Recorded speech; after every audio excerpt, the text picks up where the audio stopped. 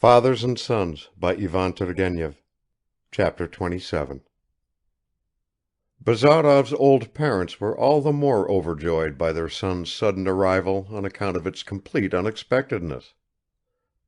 Arina Vlasyevna was so agitated, continually bustling about all over the house, that Vassily Ivanovich said she was like a partridge.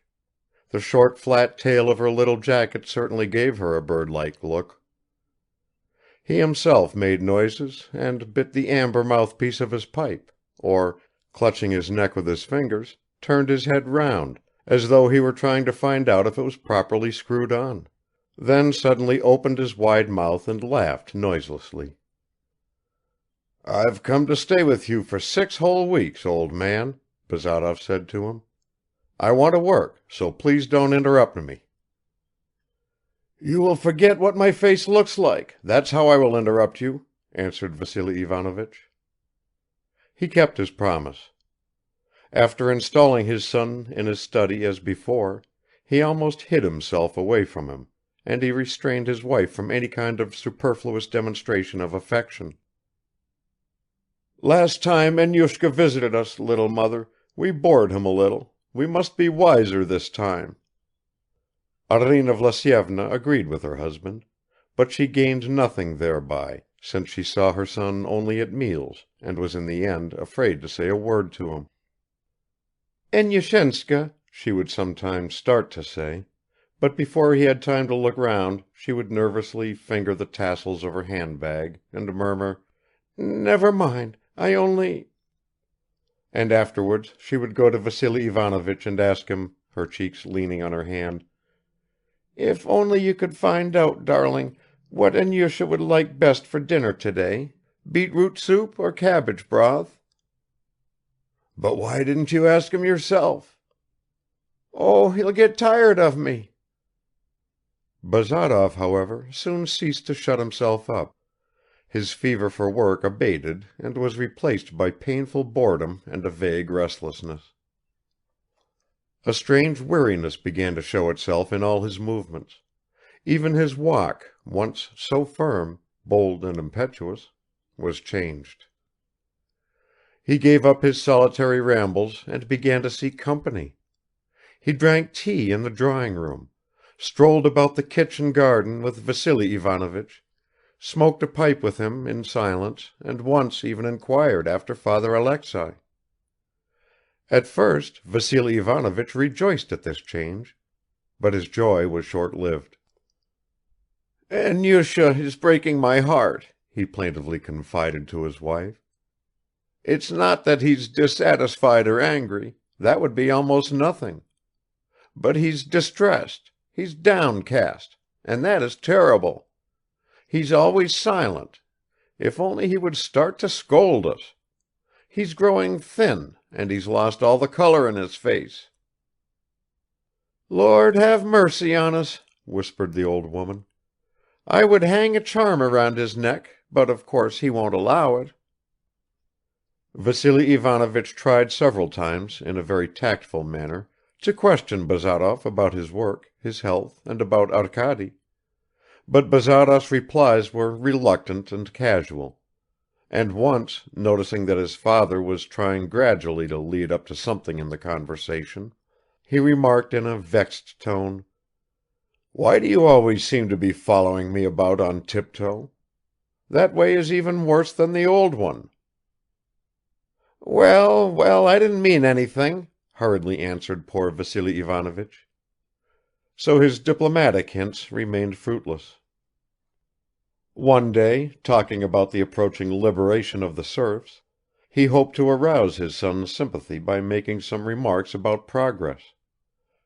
But Bazarov only answered indifferently, "Yesterday I was walking along the fence and heard our peasant boys, instead of singing an old folk song, bawling some street ditty about 'the time has come for love.' That's what your progress amounts to." Sometimes Bazarov went into the village and in his usual bantering tone got into conversation with some peasant. "Well," he would say to him, "expound your views on life to me, brother. After all, they say the whole strength and future of Russia lies in your hands, that a new era in history will be started by you, that you will give us our real language and our laws." The peasant either answered nothing or pronounced a few words like these: "Oh, we'll try. Also because, you see, in our position—" "You explain to me what your world is," Bazarov interrupted. "And is it the same world which is said to rest on three fishes?" "No, batyushka, it's the land that rests on three fishes," the peasant explained soothingly in a good-natured patriarchal sing-song voice. "And over against our world we know there's the master's will, because you are our fathers. And the stricter the master's rule, the better it is for the peasant." After hearing such a reply one day, Bazarov shrugged his shoulders contemptuously and turned away, while the peasant walked homewards. "What was he talking about?" inquired another peasant, a surly, middle-aged man, who from the door of his hut had witnessed at a distance the conversation with Bazarov. "Was it about arrears of taxes?" "Arrears? No fear of that, brother," answered the first peasant, and his voice had lost every trace of the patriarchal sing-song. On the contrary, a note of scornful severity could be detected in it. "He was just chattering about something, felt like exercising his tongue. Of course, he's a gentleman. What can he understand?" "How could he understand?" answered the other peasant, and pushing back their caps and loosening their belts, they both started discussing their affairs and their needs. Alas, Bazarov, shrugging his shoulders contemptuously, he who knew how to talk to the peasants, as he had boasted in his dispute with Pavel Petrovich, the self-confident Bazarov did not for a moment suspect that in their eyes he was all the same a kind of buffoon. However, he found an occupation for himself at last. One day Vassily Ivanovich was bandaging a peasant's injured leg in his presence. But the old man's hands trembled and he could not manage the bandages. His son helped him, and from that time regularly took part in his father's practice, though without ceasing to joke both about the remedies he himself advised and about his father, who immediately applied them. But Bazarov's jibes did not upset Vassily Ivanovich in the least; they even comforted him. Holding his greasy dressing-gown with two fingers over his stomach and smoking his pipe, he listened to Bazarov with enjoyment, and the more malicious his sallies, the more good-humoredly did his delighted father chuckle, showing all his discolored black teeth. He even used to repeat these often blunt or pointless witticisms, and, for instance, with no reason at all, went on saying for several days, "Well, that's a far-away business," simply because his son, on hearing that he was going to the early church service, had used that expression. "Thank God he has got over his melancholy," he whispered to his wife. "How he went for me today, it was marvelous." Besides, the idea of having such an assistant filled him with enthusiasm and pride. "Yes, yes," he said to a peasant woman wearing a man's cloak and a horn-shaped hood, as he handed her a bottle of Goulard's extract or a pot of white ointment. "You, my dear, ought to be thanking God every minute that my son is staying with me. You will be treated now by the most up-to-date scientific methods. Do you know what that means? The Emperor of the French, Napoleon, even he has no better doctor." But the peasant woman, who had come to complain that she felt queer all over, though she was unable to explain what she meant by these words, only bowed low and fumbled in her bosom where she had 4 eggs tied up in the corner of a towel.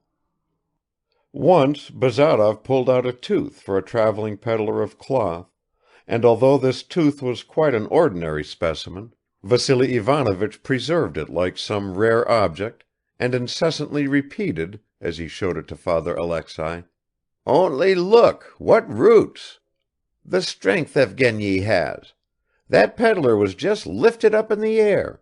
Even if it had been an oak, he would have rooted it up."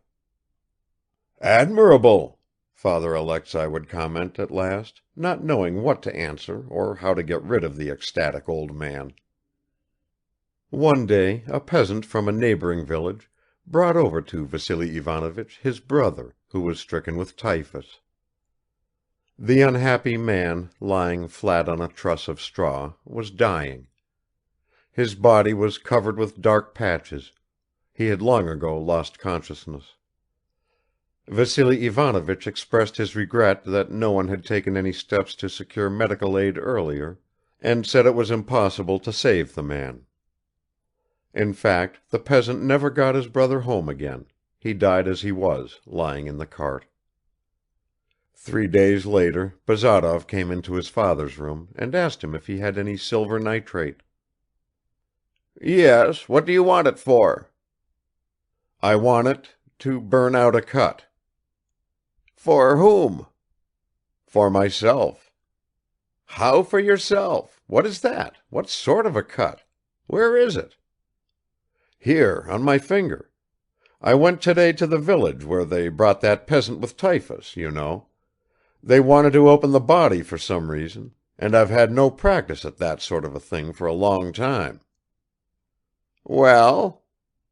"Well, so I asked the district doctor to help, and so I cut myself." Vassily Ivanovich suddenly turned completely white, and without saying a word rushed into his study and returned at once with a piece of silver nitrate in his hand. Bazarov was about to take it and go away.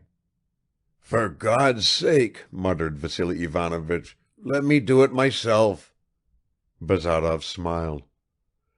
"What a devoted practitioner you are." "Don't laugh, please. Show me your finger. It's a small cut. Am I hurting you?" "Press harder, don't be afraid." Vassily Ivanovich stopped. "What do you think, Evgeny? Wouldn't it be better to burn it with a hot iron?" "That ought to have been done sooner; now really even the silver nitrate is useless."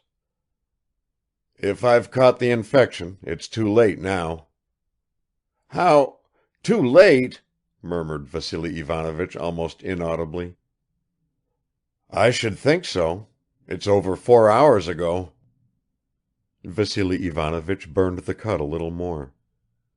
"But hadn't the district doctor got any caustic?" "No." "How can that be? Good heavens! A doctor who is without such an indispensable thing?" "You should have seen his lancets," remarked Bazarov, and went out. Till late that evening and all the following day, Vassily Ivanovich kept seizing on every possible pretext to go into his son's room, and though far from mentioning the cut, he even tried to talk about the most irrelevant subjects. He looked so persistently into his son's face, and watched him with so much anxiety, that Bazarov lost patience and threatened to leave the house.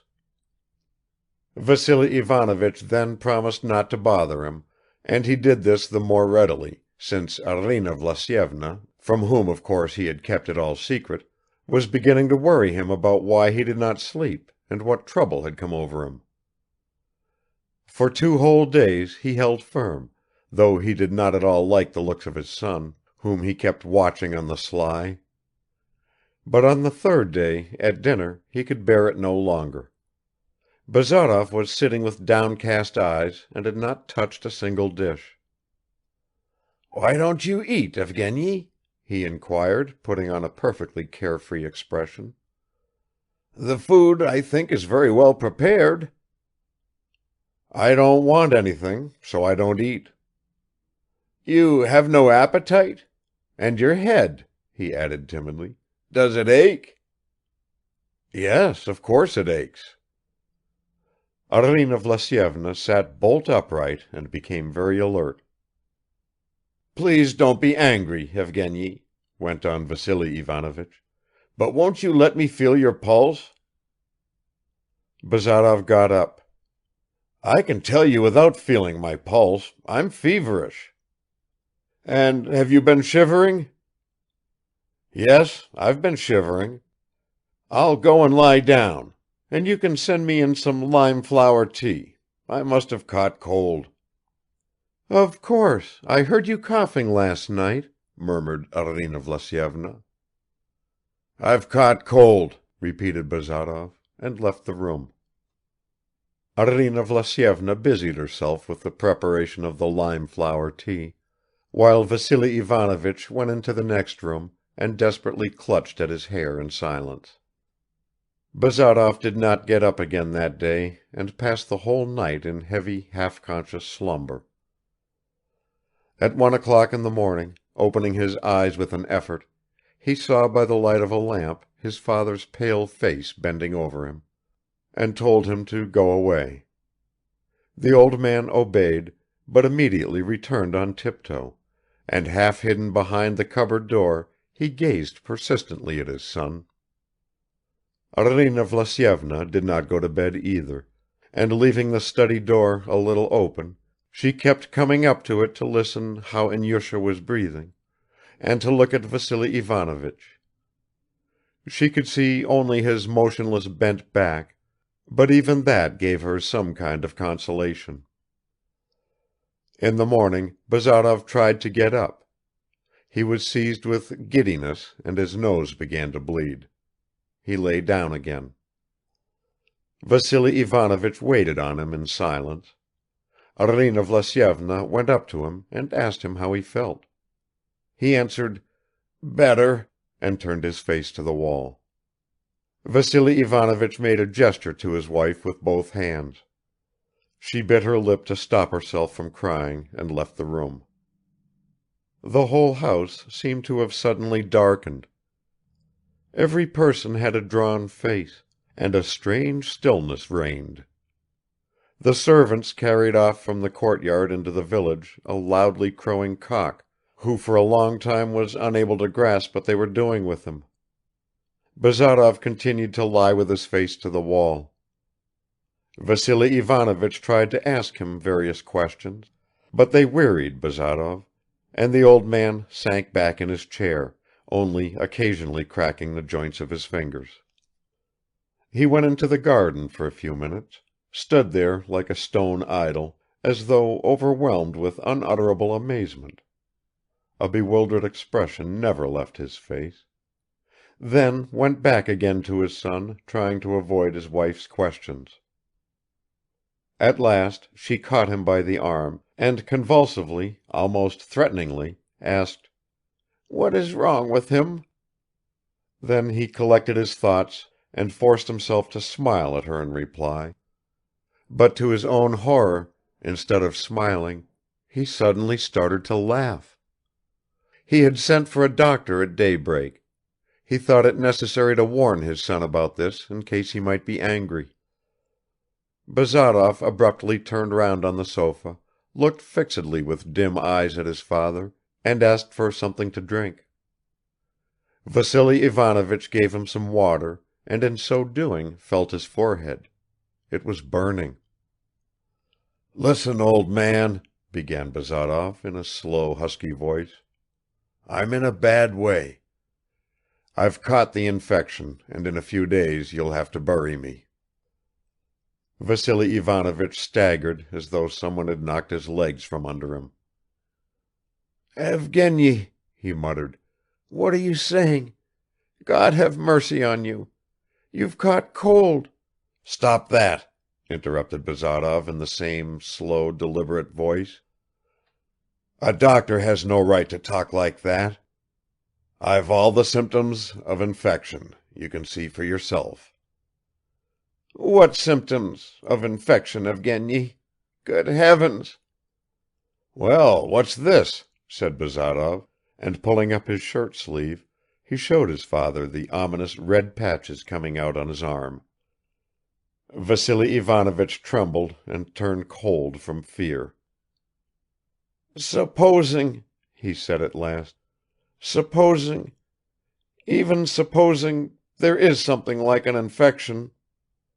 "Blood poisoning," repeated Bazarov severely and distinctly. "Have you forgotten your textbooks?" Well, yes, yes, as you like. All the same, we shall cure you." "Oh, that's rubbish. And it's not the point. I never expected to die so soon. It's a chance, a very unpleasant one, to tell the truth. You and Mother must now take advantage of your strong religious faith. Here's an opportunity of putting it to the test." He drank a little more water. "But I want to ask you one thing, while my brain is still under control. Tomorrow, or the day after, you know, my brain will cease to function. I'm not quite certain even now, if I'm expressing myself clearly. While I was lying here, I kept on imagining that red dogs were running round me, and you made them point at me, as if I were a blackcock.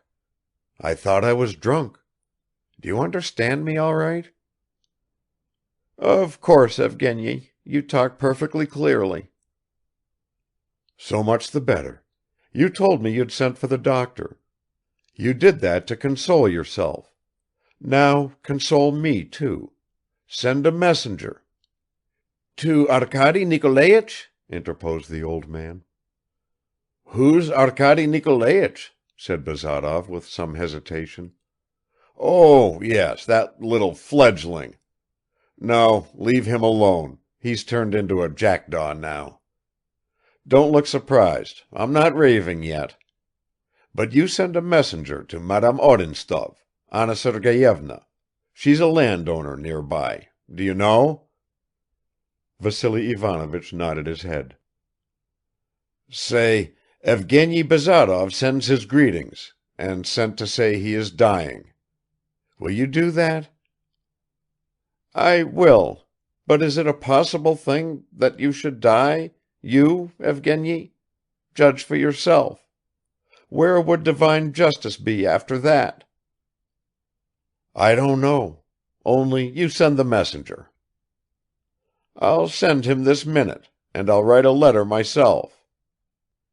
"No, why? Say I send my greetings, and nothing more is necessary. And now I'll go back to my dogs. How strange. I want to fix my thoughts on death, and nothing comes of it. I see a kind of patch, and nothing more." He turned over heavily towards the wall, and Vassily Ivanovich went out of the study, and struggling as far as his wife's bedroom, collapsed on his knees in front of the sacred images. "Pray, Arina, pray to God," he groaned. "Our son is dying." The doctor, that same district doctor who had been without any caustic, arrived, and after examining the patient, advised them to persevere with a cooling treatment, and threw in a few words about the possibility of recovery. "Have you ever seen people in my state not setting off for the Elysian fields?" asked Bazarov, and suddenly snatching the leg of a heavy table standing near his sofa, he swung it round and pushed it away. "There's strength enough," he murmured. "It's all there still, and I must die. An old man has time at least to outgrow the habit of living, but well, let me try to deny death. It will deny me, and that's the end of it. Who's crying there?" he added after a pause. "Mother? Poor mother! Whom will she feed now with her wonderful cabbage soup?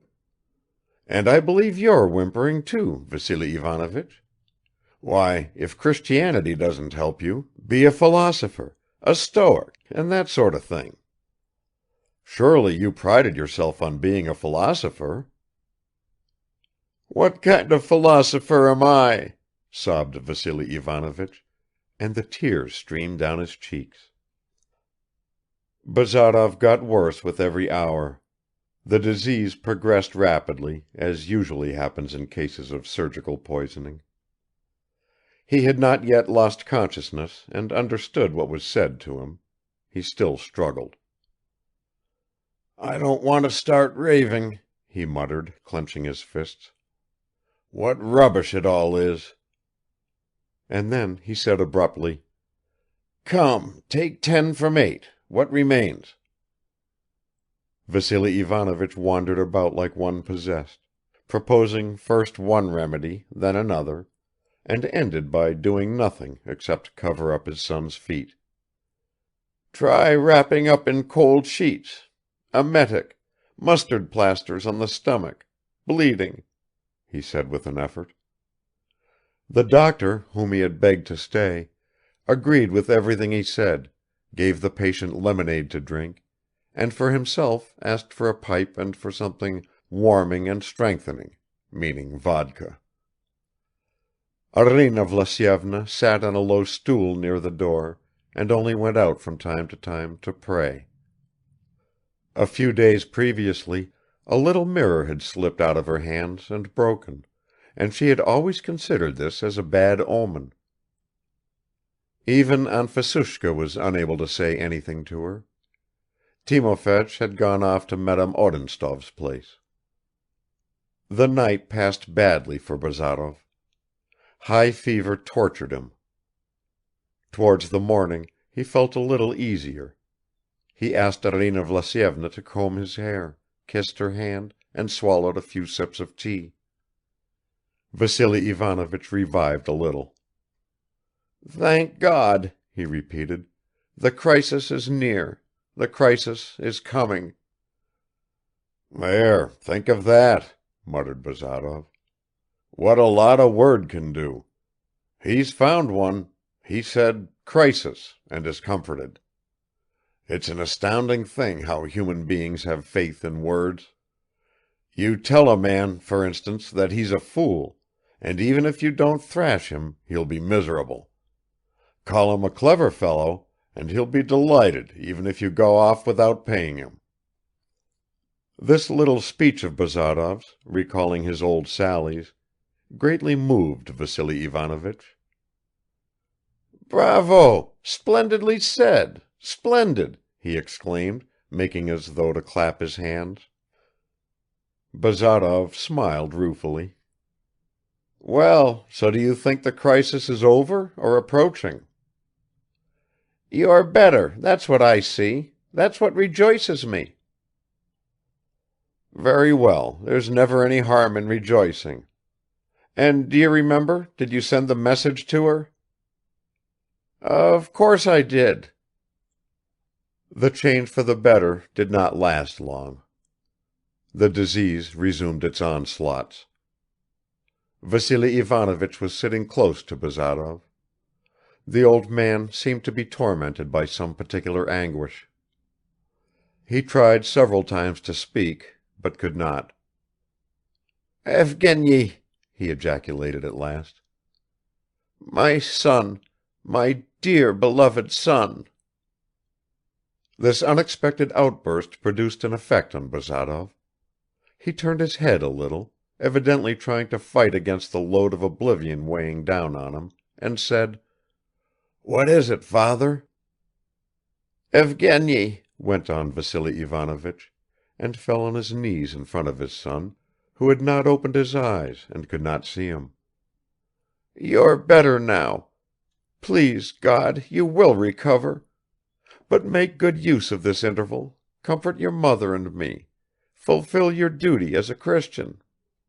How hard it is for me to say this to you, how terrible! But still more terrible would be forever and ever, Evgeny. Just think what." The old man's voice broke and a strange look passed over his son's face, though he still lay with his eyes closed. "I won't refuse, if it's going to bring any comfort to you," he muttered at last. "But it seems to me there's no need to hurry about it. You say yourself, I'm better." "Yes, Evgeny, you're better, certainly. But who knows, all that is in God's hands, and in fulfilling your duty."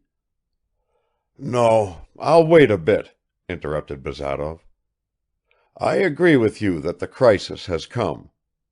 But if we're mistaken, what then? Surely they give the sacrament to people who are already unconscious." "For heaven's sake, Evgeny!" "I'll wait. I want to sleep now. Don't disturb me." and he laid his head back on the pillow. The old man rose from his knees, sat down on a chair, and clutching at his chin began to bite his fingers. The sound of a carriage on springs, a sound so remarkably distinguishable in the depths of the country, suddenly struck upon his hearing. The light wheels rolled nearer and nearer, the snorting of the horses was already audible. Vassily Ivanovich jumped up and ran to the window. A two-seated carriage harnessed with 4 horses was driving into the courtyard of his little house. Without stopping to consider what this could mean, feeling a kind of senseless outburst of joy, he ran out into the porch. A livened groom was opening the carriage door. A lady in a black shawl, her face covered with a black veil, stepped out of it. "I am Madame Odintsov," she murmured.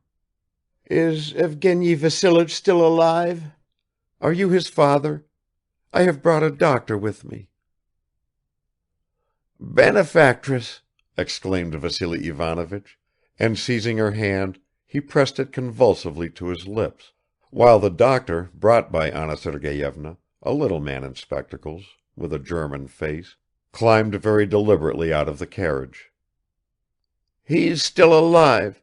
My Evgeny is alive, and now he will be saved! Wife! Wife! An angel from heaven has come to us!" "What is this?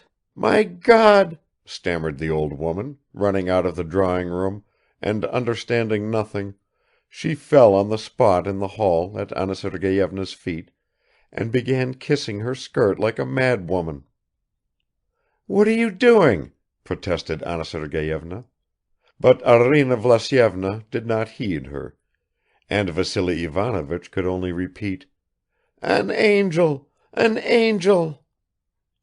"Wo ist der krank? Where is the patient?"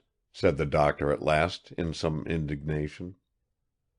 Vassily Ivanovich came to his senses. "Here, this way, please follow me. Wertester College," he added, remembering his old habits. "Ah!" said the German with a sour grin. Vassily Ivanovich led him into the study.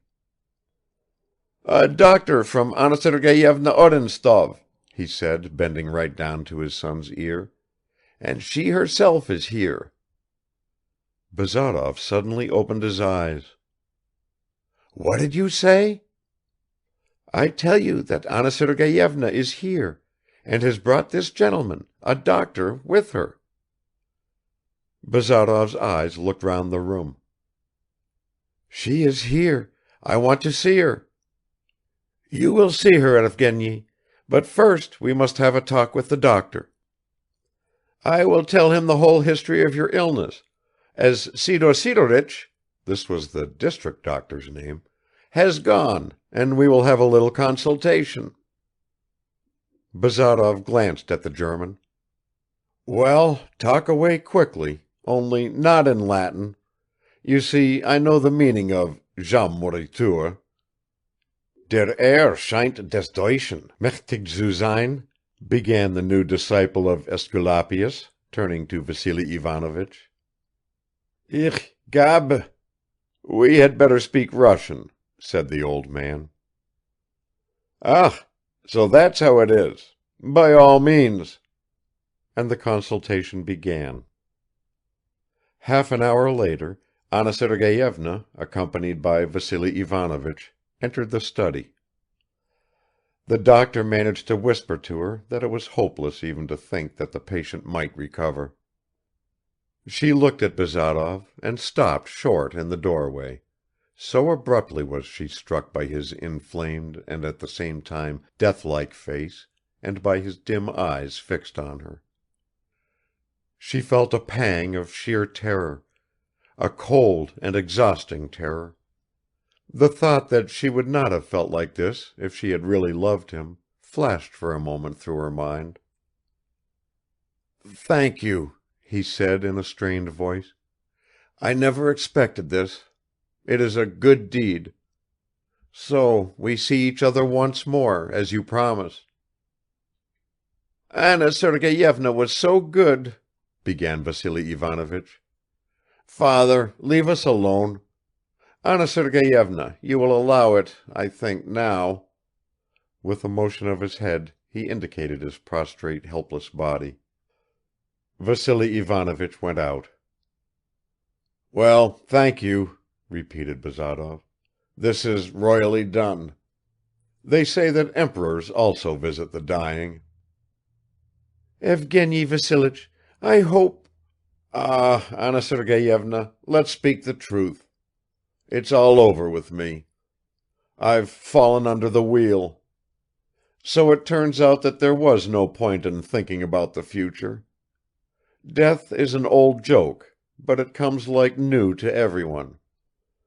So far I'm not afraid, but soon I'll lose consciousness and that's the end." He waved his hand feebly. "Well, what have I to say to you? I loved you? That had no sense even before, and less than ever now. Love is a form, but my own form is already dissolving. Better for me to say, 'How wonderful you are!' And now you stand there, so beautiful." Anna Sergeyevna involuntarily shuddered. "Never mind, don't be agitated. Sit down over there.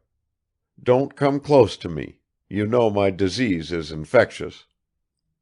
Anna Sergeyevna walked quickly across the room and sat down in the armchair near the sofa on which Bazarov was lying.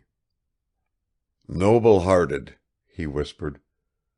"Oh, how near and how young, fresh and pure, in this disgusting room. Well, good-bye. Live long, that's best of all, and make the most of it while there is time. You see, what a hideous spectacle, a worm, half crushed but writhing still. Of course, I also thought, I'll break down so many things, I won't die. Why should I? There are problems for me to solve, and I'm a giant. And now the only problem of this giant is how to die decently, though that too makes no difference to anyone.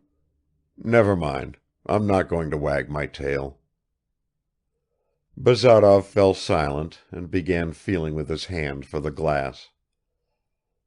Anna Sergeyevna gave him some water to drink, without taking off her glove, and breathing apprehensively. "You will forget me," he began again. "The dead is no companion for the living. My father will tell you what a man Russia has lost in me. That's nonsense, but don't disillusion the old man. Whatever toy comforts the child, you know. And be kind to my mother. People like them can't be found in your great world, even if you search for them by day with a torch. Russia needed me. No, clearly I wasn't needed. And who is needed?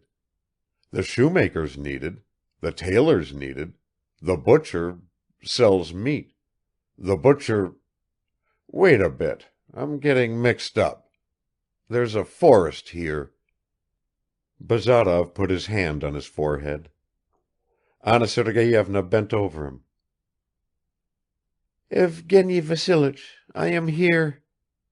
He at once took his hand away and raised himself.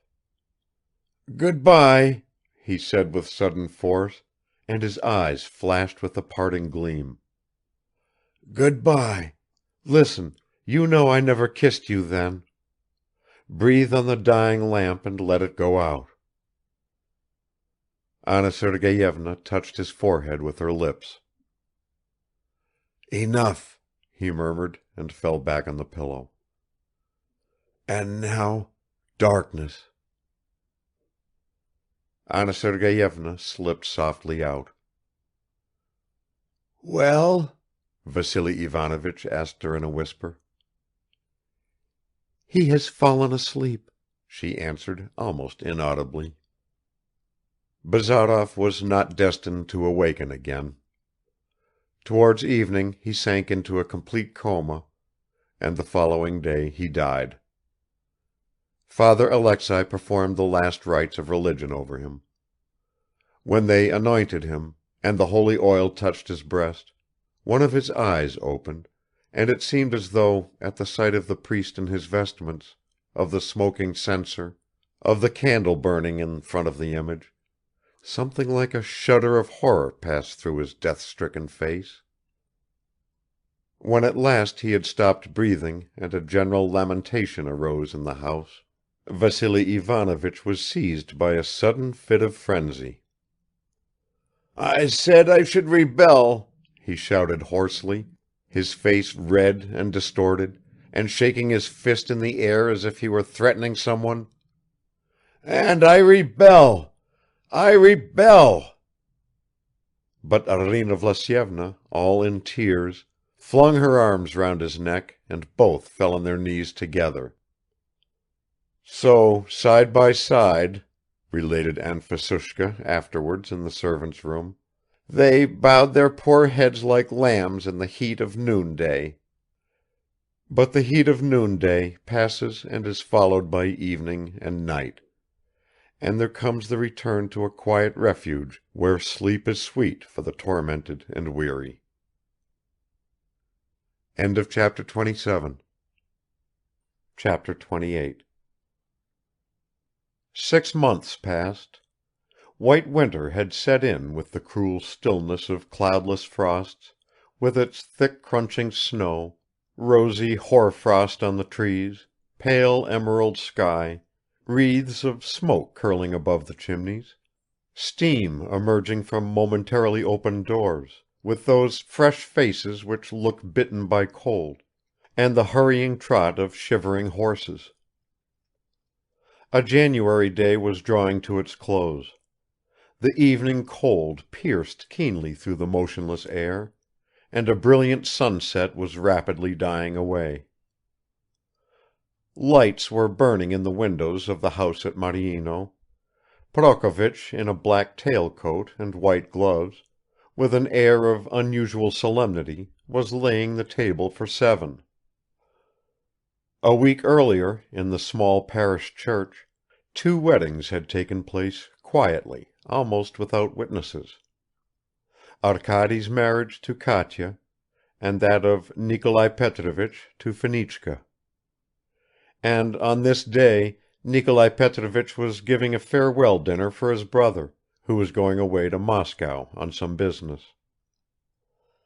Anna Sergeyevna had also gone there directly the wedding was over, after making generous presents to the young couple. Punctually at 3 o'clock the whole company assembled at the table.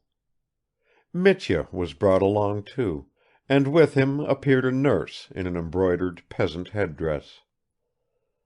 Pavel Petrovich sat between Katya and Fenichka, the husbands sat next to their wives.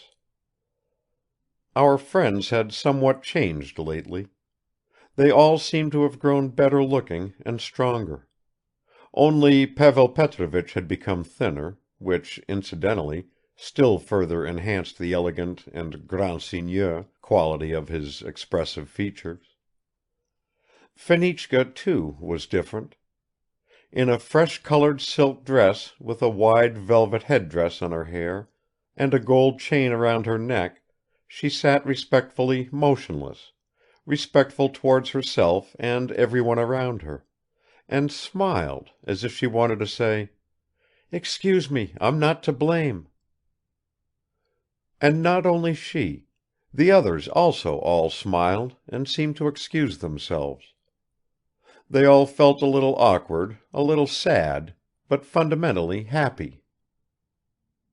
They all helped each other with an amusing attentiveness, as if they had agreed in advance to act some good-natured comedy. Katya was quieter than any of the others. She looked confidently around her, and it was already noticeable that Nikolai Petrovich had managed to become quite devoted to her. Just before the dinner was over, he stood up, and holding his glass in his hand, turned to Pavel Petrovich. "You are leaving us, dear brother," he began. "Not for long, of course, But still I can't help telling you what we, how much how much we. That's the worst of it, we don't know how to make speeches. Arkady, you speak." "No, Daddy, I'm not prepared for it." "And I'm so well prepared? Well, brother, I simply say, allow us to embrace you, to wish you all the best, and come back to us soon." Pavel Petrovich exchanged kisses with everyone, not excluding Mitya, of course. Moreover, he kissed Fenichka's hand, which she had not yet learned to offer properly, and drinking off his refilled glass, he said with a deep sigh, "Be happy, my friends. Farewell." This English ending passed unnoticed, but everyone was deeply touched. "To Bazarov's memory," whispered Katya in her husband's ear as she clinked glasses with him. Arkady pressed her hand warmly in response, but he did not venture to propose that toast aloud. This would seem to be the end, but perhaps some of our readers would care to know what each of the characters we have introduced is doing now, at the present moment. We are ready to satisfy that interest. Anna Sergeyevna has recently married again, not for love but out of reasonable conviction, a man who may be one of the future leaders of Russia, a very clever lawyer with vigorous practical sense, a strong will and a remarkable gift of eloquence, still young, good-natured, and cold as ice. They live very harmoniously together, and may live to the point of attaining happiness, perhaps even love. Princess X. is dead, forgotten on the day of her death. The Kirsanovs, father and son, live at Maryino. Their fortunes are beginning to mend. Arkady has become assiduous in the management of the estate, and the farm now yields a fairly substantial income. Nikolai Petrovich has become one of the arbitrators in the land reforms, and works with all his energy. He is constantly driving about the district, delivers long speeches. He belongs to those who believe that the peasants must be made to understand, meaning that by frequent repetition of the same words they should be brought into a state of quiescence. And yet, to tell the truth, he does not fully satisfy either the cultured landowners, talking with a hiss or with a sigh about the emancipation, pronouncing it like a French word, or the uncultured ones who without ceremony curse the damned emancipation. He is too soft-hearted for either set. Katerina Sergeyevna has a son, Kolya, and Mitya already runs about fearlessly and talks a lot. Fenichka, Fedosya Nikolayevna, after her husband and Mitya, adores no one so much as her daughter-in-law, and when Katerina plays the piano, she would gladly spend the whole day at her side. A passing word about Pyotr. He has grown quite rigid with stupidity and self-importance, and pronounces all his O's like U's, but he too is married, and received a respectable dowry with his wife, the daughter of a market gardener in the town, who had refused two excellent suitors, only because they had no watches. While Pyotr not only had a watch, he even had a pair of patent leather shoes. In Dresden, on the Brühl terrace, between 2 and 4 o'clock, the most fashionable time for walking, you may meet a man of about 50, already quite grey and looking as though he suffered from gout, but still handsome, elegantly dressed, and with that special style which comes only to those who have long been accustomed to move in the higher ranks of society. This man is Pavel Petrovich. From Moscow he went abroad for his health, and has settled down in Dresden, where he associates chiefly with English people and with Russian visitors. With the English he behaves simply, almost modestly, but with dignity. They find him a trifle boring, but respect him for being, as they say, a perfect gentleman. With Russians he is more free and easy, gives vent to his spleen, makes fun of them and of himself, but he does all this very agreeably, with an air of ease and civility. He holds Slavophile views. This is known to be regarded in the best society as très distingué. He reads nothing in Russian, but on his writing desk there stands a silver ash-tray in the shape of a peasant's plaited shoe. He is much sought after by our Russian tourists. Matvei Ilyich Kolyazin, happening to be in temporary opposition, paid him a ceremonious visit on his way to a Bohemian watering place, and the local population, with whom, incidentally, he has little to do, treat him with an almost awestruck veneration. No one can so readily and quickly secure tickets for the court choir and the theatre as Herr Baron von Kirsanov. He does as much good as he can. He still causes some stir in the world. Not for nothing was he once such a great social lion.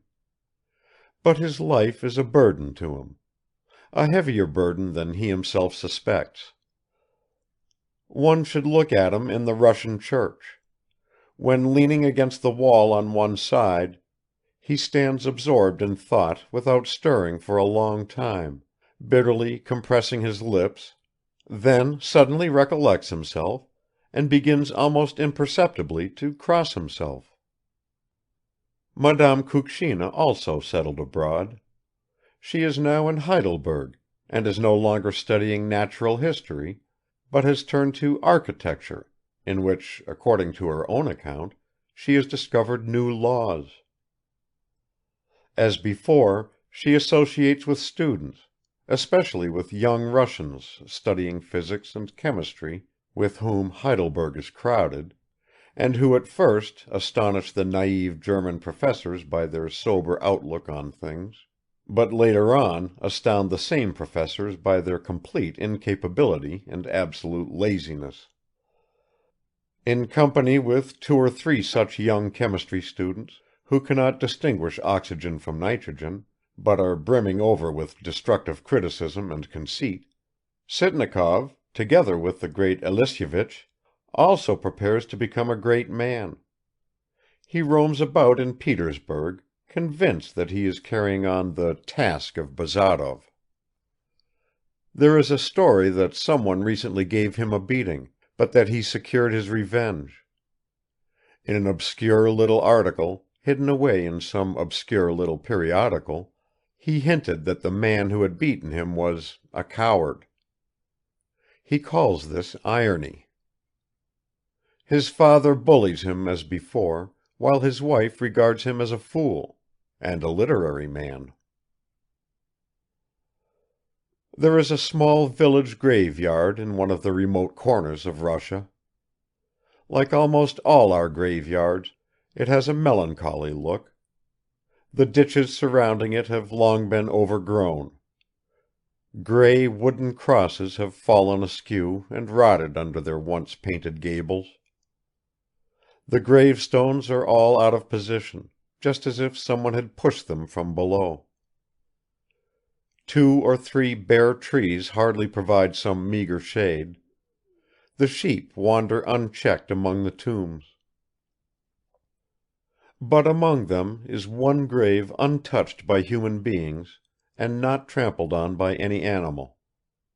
Only the birds perch on it and sing at daybreak.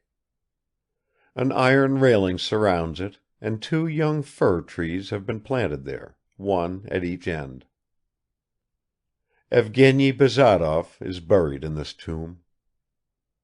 Often from the nearby village 2 frail old people come to visit it, a husband and wife.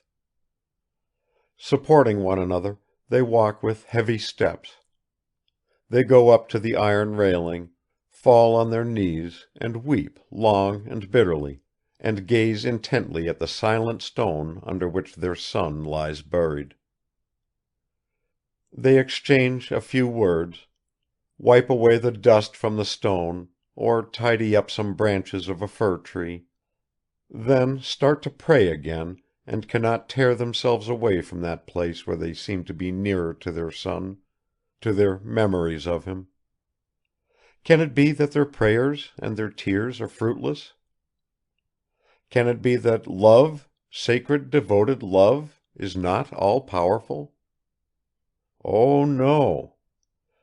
However passionate, sinful, or rebellious the heart hidden in the tomb, the flowers growing over it peep at us serenely with their innocent eyes. They tell us not only of eternal peace, of that great peace of indifferent nature, they tell us also of eternal reconciliation and of life without end. End of Fathers and Sons by Ivan Turgenev.